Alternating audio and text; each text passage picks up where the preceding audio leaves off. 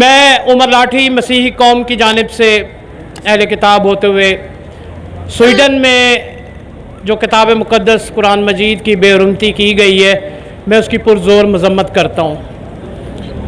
ہمارے قائد تحریک حافظ قرآن بھی ہیں اور محافظ قرآن بھی ہیں۔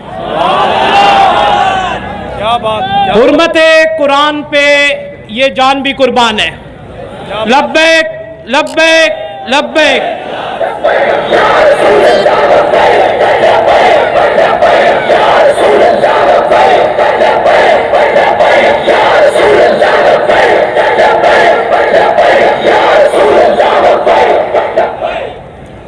ہماری ریاست اور حکومت کی یہ ذمہ داری ہے کہ یہ جو اسلام آباد میں سفیر بٹھائے ہوئے ہیں، یہ بے حرمتیوں کے لیے بٹھائے ہوئے ہیں، فی الفور ان کو فوری طور پہ جو ہے وہ اس ملک سے ملک بدر کیا جائے۔ کیا بات!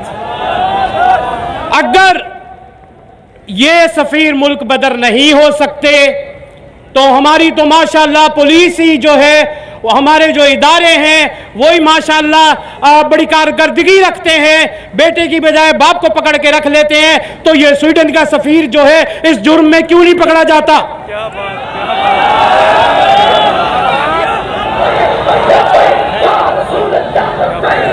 مسیحی قوم کو میں ٹی ایل پی کے پلیٹ فارم سے یہ بتانا چاہتا ہوں کہ آپ یہ جو سوشل میڈیا پہ سازشیں دیکھ رہے ہیں، یہ جو گرافکس کو آپ پڑھ رہے ہیں اور اس میں جو ہے ٹی ایل پی کے خلاف، ہماری امت مسلمہ کے خلاف پروپیگنڈا کیا جا رہا ہے۔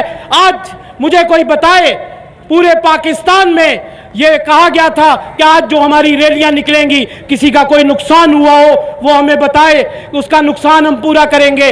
میرے کرسچن، میرے مسیحی بھائی، میرے بشپ، میرے رہنما علماء میرے ساتھ یہاں ذمہ دار کھڑے ہیں، کراچی لیول پہ بھی، پورے پاکستان لیول پہ بھی کسی چرچ پہ کوئی بے حرمتی ہوئی ہو تو بتائے۔